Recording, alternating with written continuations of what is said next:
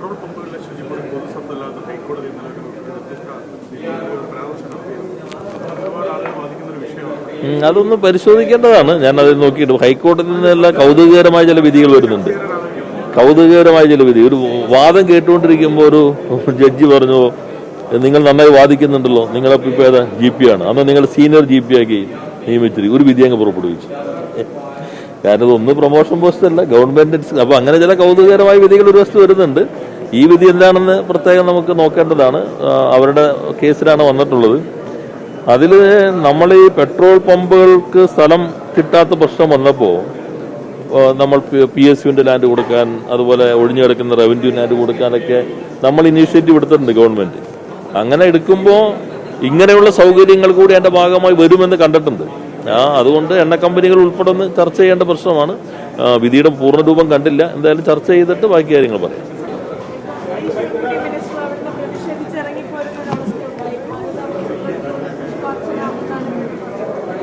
അത് നേരത്തെ തന്നെ വ്യക്തമാക്കിയതാണ്. നമ്മൾ ഓരോ സ്ഥലങ്ങൾ വഹിക്കുന്ന പദവികൾ അതിനനുസരിച്ച് വേണം ഓരോ നിലപാട് സ്വീകരിക്കാൻ. അപ്പം അതുകൊണ്ട് രാജ്ഭവൻ നമ്മുടെ ഭരണഘടനാ പദവിയുള്ള സംവിധാനത്തിന്റെ ഭാഗമാണ്. അപ്പോൾ അവിടെ നടക്കുന്ന ചടങ്ങുകളിൽ ഭരണഘടന അനുശാസിക്കുന്ന ചിഹ്നങ്ങൾ, അടയാളങ്ങൾ, അതാണ് പ്രധാനമായിട്ടും ഉപയോഗിക്കേണ്ടത്. എന്നാൽ അദ്ദേഹത്തിൻ്റെതായ രാഷ്ട്രീയ പ്രത്യയശാസ്ത്ര നിലപാടുകളുണ്ടാകാം. അത് സ്വകാര്യമായി തന്നെ സൂക്ഷിക്കാനുള്ള പൂർണ്ണമായ അവകാശം ഉണ്ട്. പക്ഷെ പൊതുപരിപാടികളിലും രാജ്ഭവനും അത്തരം ഇതിന്റെ പ്രചാരവേദിയായി ഉപയോഗിക്കുന്നത് ഭരണഘടനാപരമായി തന്നെ തെറ്റാണ്. നമ്മുടെ രാജ്യത്തിന്റെ കാഴ്ചപ്പാടിനെതിരാണ്. അത് ഒരിക്കൽ ആ പ്രശ്നമുണ്ടായി. അതിനെ തുടർന്നാണ് ഇപ്പോൾ വീണ്ടും അത്തരം പ്രശ്നങ്ങൾ വന്നിരിക്കുന്നു. ഇപ്പോൾ സ്വാഭാവികമായിട്ടും രാജ്ഭവനെയും കാണുന്നത് ഗവൺമെന്റിന്റെ ഭാഗമായിട്ടാണല്ലോ. അതുകൊണ്ടാണ് ഇത്തരം ചടങ്ങുകളെല്ലാം അവിടെയും നടക്കണം ആ കാഴ്ചപ്പാടുകൾ വരുന്നത്, ഗവർണർ പങ്കെടുക്കുന്ന ചില ചടങ്ങുകൾ. അപ്പൊ അതിലെല്ലാം ഒരു കാരണവശാലും സംസ്ഥാനത്തിന്റെ ചടങ്ങുകളാകാം, ഭരണഘടനാപരമായിട്ടുള്ള ചടങ്ങുകളാണെങ്കിൽ ഒരു കാരണവശാലും അത് ഉപയോഗിക്കാൻ കഴിയില്ല. അതുകൊണ്ടായിരിക്കും അത് തുറന്ന് സമ്മതിച്ചിട്ടുള്ളത്. സംസ്ഥാനത്തിന്റെയും ഔദ്യോഗിക പരിപാടികളിലും അത്തരത്തിലുള്ള ഒരു കാര്യവും ഉപയോഗിക്കാൻ പാടില്ല. RSSന്റെ നിലപാടുകളല്ല നമ്മുടെ രാജ്യം അംഗീകരിച്ചിട്ടുള്ളത്. ഭരണഘടന ചർച്ച ചെയ്ത് പതാക അംഗീകരിക്കുന്ന ഘട്ടത്തിൽ ആ പതാക ശരിയല്ല എന്നായിരുന്നു ഓർഗനൈസറിന്റെ മുഖപ്രസംഗം തന്നെ. 3 ത്രിവർണ്ണാണല്ലോ, 3 എന്നുള്ളത് തന്നെ അശുഭമാണ്. ഈ 3 കളറുകൾ ഞങ്ങൾ അംഗീകരിക്കുന്നില്ല, കാവിക്കൊടിയാണ് എന്നതായിരുന്നു അന്നത്തെ വാദം. ആ വാദം തന്നെ ഉയർത്തിക്കൊണ്ടാണ് ഇപ്പോൾ നിലപാട് സ്വീകരിക്കുന്നത്. അത് തെറ്റാണ്. അത് ശരിയായ രൂപത്തിൽ ഭരണഘടനാനുസൃതമായി കാര്യങ്ങൾ എടുക്കാൻ, നിലപാട് സ്വീകരിക്കാൻ ഗവർണർ തയ്യാറാകണമെന്നാണ് അഭ്യർത്ഥിക്കാനുള്ളത്.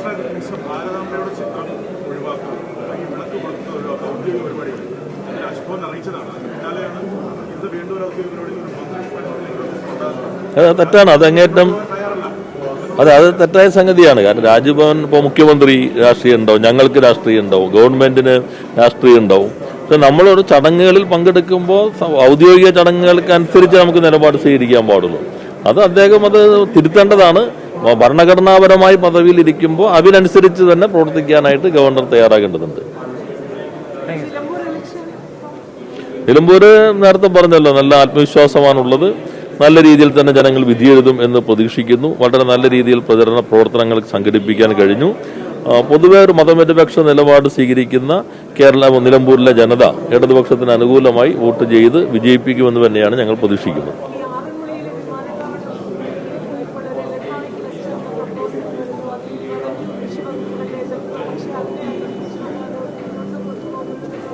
അത് നമ്മൾ കാണേണ്ടത് ഈ പല പ്രപ്പോസലും വരുമല്ലോ.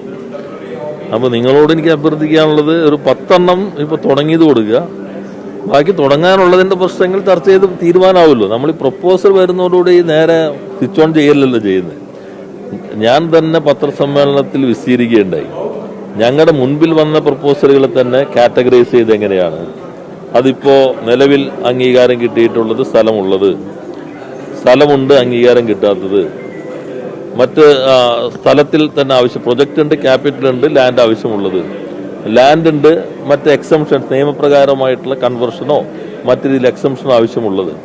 ആ 4ാമത്തെ കാറ്റഗറി ആ രൂപത്തിലാണ് കാണുക. അപ്പൊ അതിൽ ആ കാറ്റഗറിയെ ഞങ്ങൾ കാണുന്നത് നിയമാനുസൃതം നടക്കേണ്ട കാര്യങ്ങൾ സമയത്തിനകത്ത് പൂർത്തീകരിക്കാൻ കഴിയണം. നിയമാനുസൃതമായിട്ടുള്ള കാര്യങ്ങൾ നടക്കുള്ളൂ. ഗവൺമെന്റ് വ്യവസായത്തിന്റെ മുദ്രാവാക്യം തന്നെ റെസ്പോൺസിബിൾ ഇൻവെസ്റ്റ്മെന്റ്, റെസ്പോൺസിബിൾ ഇൻഡസ്ട്രി. അപ്പോൾ ഒരു പദ്ധതി വരും, ആ പദ്ധതി വരുമ്പോൾ പരിശോധിക്കും. നിയമാനുസൃതമാണെങ്കിൽ അതിവേഗത്തിൽ കൊടുക്കണം, നിയമാനുസൃതമല്ലെങ്കിൽ നമ്മൾ ഫിൽട്ടർ ചെയ്യുമ്പോൾ അത് ഒഴിവാക്കപ്പെടും. അത്രേ ഉള്ളൂ അതിനകത്ത്.